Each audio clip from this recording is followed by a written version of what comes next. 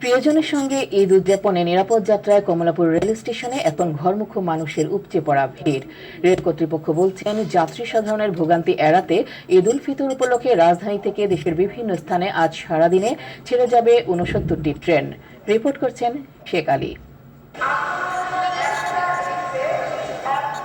আপনজনের সঙ্গে ঈদ আনন্দ ভাগাভাগি করে নিতে রাজধানী ছাড়ছে ঘরমুখো মানুষ।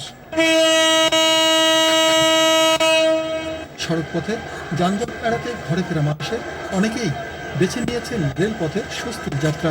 ট্রেন জার্নি করলে বাসের চেয়ে অল্প টাইমে যাওয়া যায়, এটাই আমাদের জন্য ভালো। সড়ক পথে যে হ্যাসেল সেটা দূর করার জন্য আমরা ট্রেনে যাচ্ছি। এবার ট্রেন জার্নিটা সড়ক পথের মধ্যেই রেল কর্তৃপক্ষ বলছেন, ঈদ উল ফিতর উপলক্ষে অতিরিক্ত যাত্রী সাধারণের চাপ সামাল দিতে গত ১৩ জুন থেকে শুরু হয়েছে ঈদ স্পেশাল ট্রেন।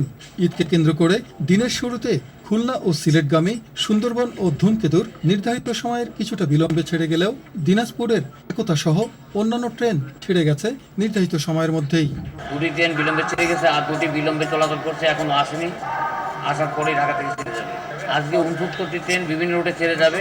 সকাল থেকে এ পর্যন্ত শিডিউল অনুযায়ী ১৬টি ট্রেন বিভিন্ন গন্তব্যে ছেড়ে গেছে। সংশ্লিষ্টরা বলছেন, ঈদ উদযাপনে রেলপথের যাত্রা নির্বিঘ্ন করতে রেলওয়ে পুলিশের পাশাপাশি নিরাপত্তা নিশ্চিত করতে তৎপর বিভিন্ন সংস্থার আইন শৃঙ্খলা রক্ষাকারী বাহিনীর সদস্যরা।